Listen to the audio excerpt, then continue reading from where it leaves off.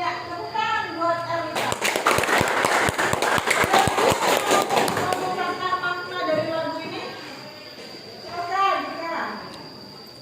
Lagu ini mengajak semangat para pemuda dan pemudi tanah air untuk memajukan perjuangan para pahlawan. Iya, tepuk tangan untuk Dika. Sebelum masuk ke materi, Ibu mau bertanya terlebih dahulu. Kan minggu lalu kita sudah belajar ya. Ada yang masih ingat tidak materi minggu kemarin itu kita bahas tentang apa sih? Coba acungkan tangannya yang masih mengingat materi minggu lalu. Silakan. Kanji. Yang keras suaranya Kanji ya.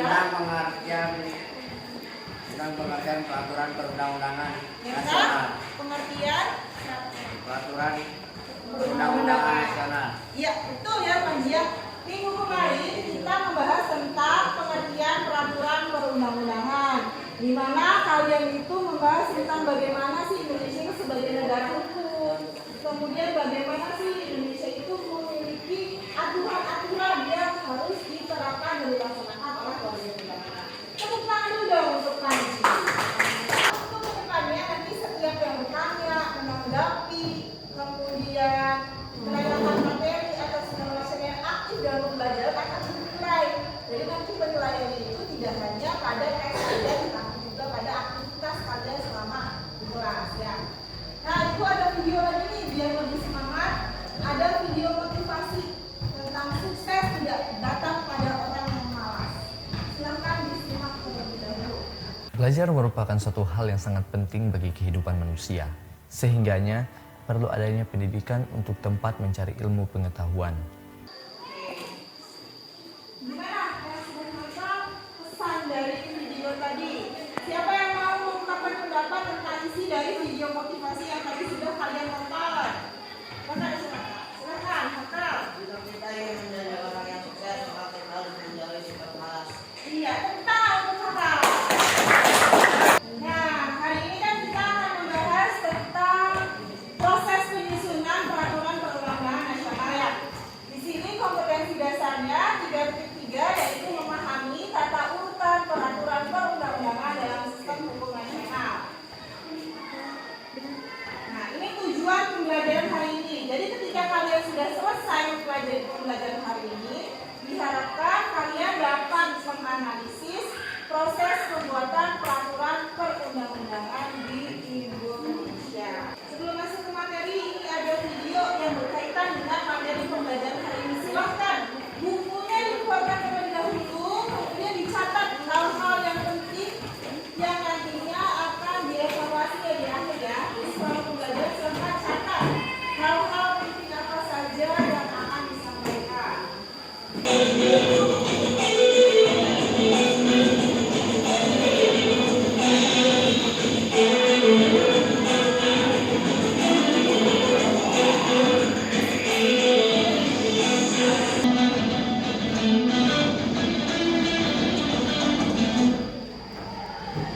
Oke, sudah selesai ya. Tadi itu video tentang bagaimana proses penyusunan peraturan perundang-undangan di DPR RI. Silakan, siapa yang mau menanggapi isi dari video yang barusan kalian tonton? Acungkan tangannya. Silakan. Yang menjelaskan tentang alur pembuatan undang-undang Indonesia. Iya, kita ada umumnya. Jadi video tadi itu menjelaskan tentang alur bagaimana sih pembuatan peraturan perundangan yang ada di Indonesia. Nah, di sini ada materi tentang tata urutan perundang-undangan nasional. Jadi sebelum kita bahas bagaimana prosesnya, kalian harus tahu terlebih dahulu bagaimana urutan dari perundang-undangan yang ada di Indonesia. Yang menurut Undang-Undang Nomor 12 Tahun 2011, ini urutan dari peraturan perundangan Indonesia ya. Yang pertama, urutan yang pertama ada Undang-Undang Dasar Negara Republik Indonesia tahun 1945. Biasanya ini masih banyak sekali yang menyebut Undang-Undang Dasar dengan kata UUD. Nah, kita sudah pernah bahas ya bahwa Undang-Undang Dasar itu merupakan sumber hukum dari hukum-hukum yang lain yang ada di negara kita. Makanya disebut sebagai apa nih? Hukum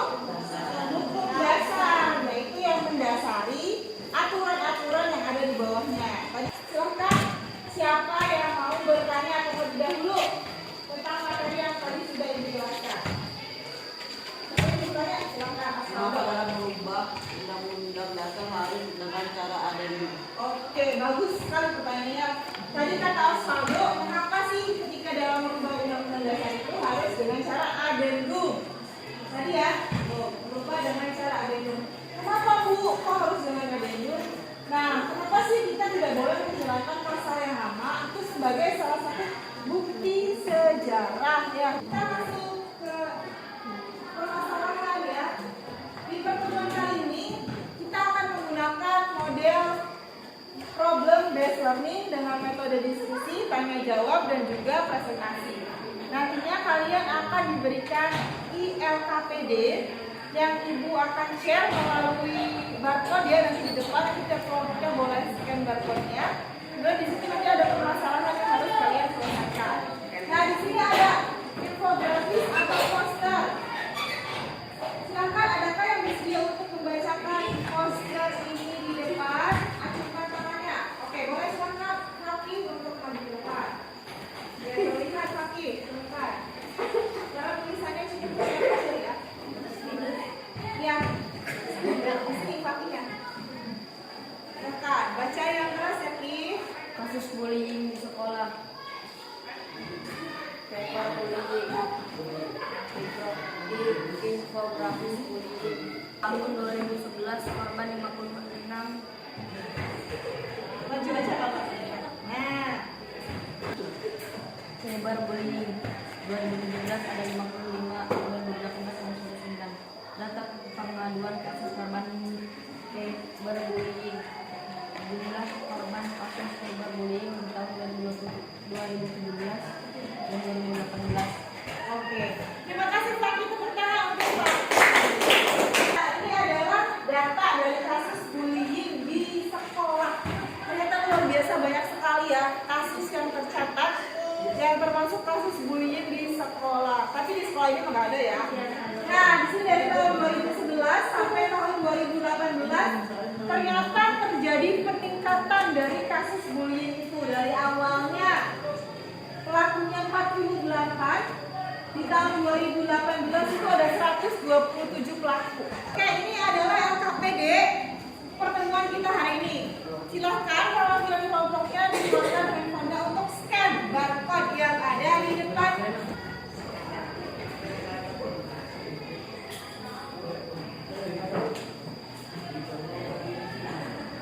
Oke, sambil scan barcode, tadi kan kita sudah membaca dan membahas tentang poster bullyingnya. Adakah yang mau menanggapi atau menambahkan dari poster tersebut? Maknanya apa sih?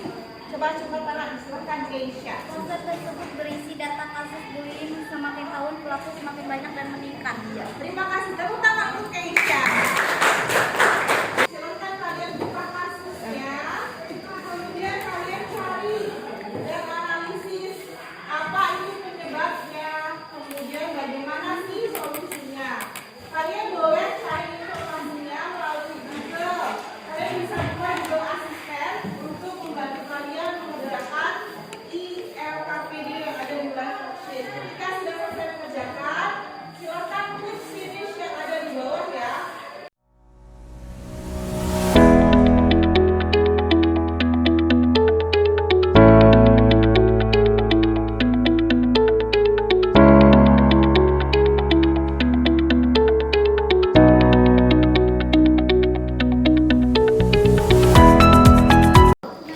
Assalamualaikum warahmatullahi wabarakatuh. Waalaikumsalam warahmatullahi wabarakatuh. Kami dari kampus lain. Keras suaranya ya. Akibatnya dikatakan.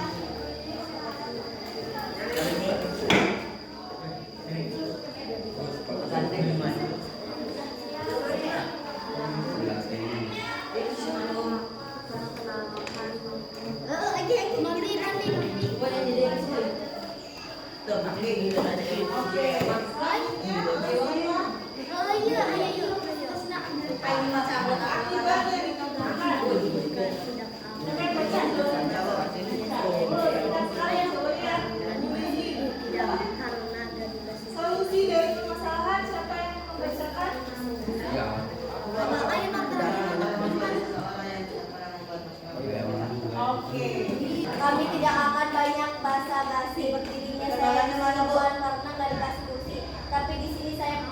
mempresentasikan.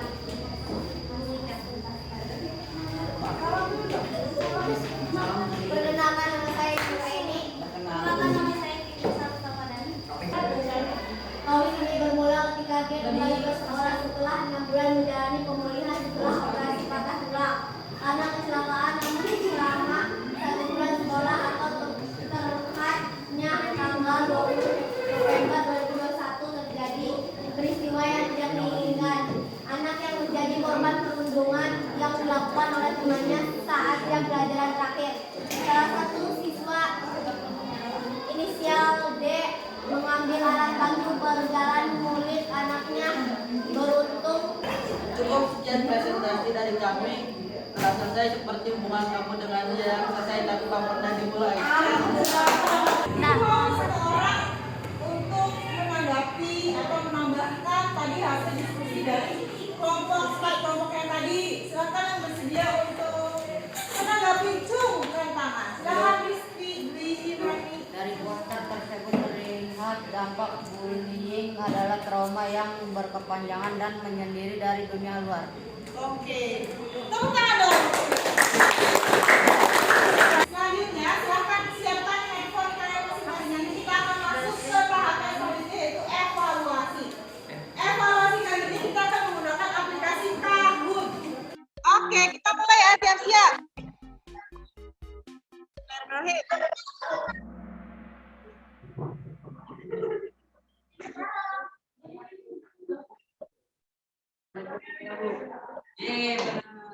Belum.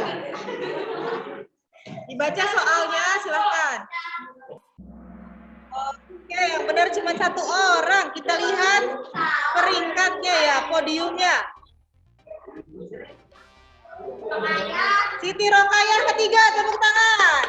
Kedua Ina, dan kedua dan pertama adalah Nata.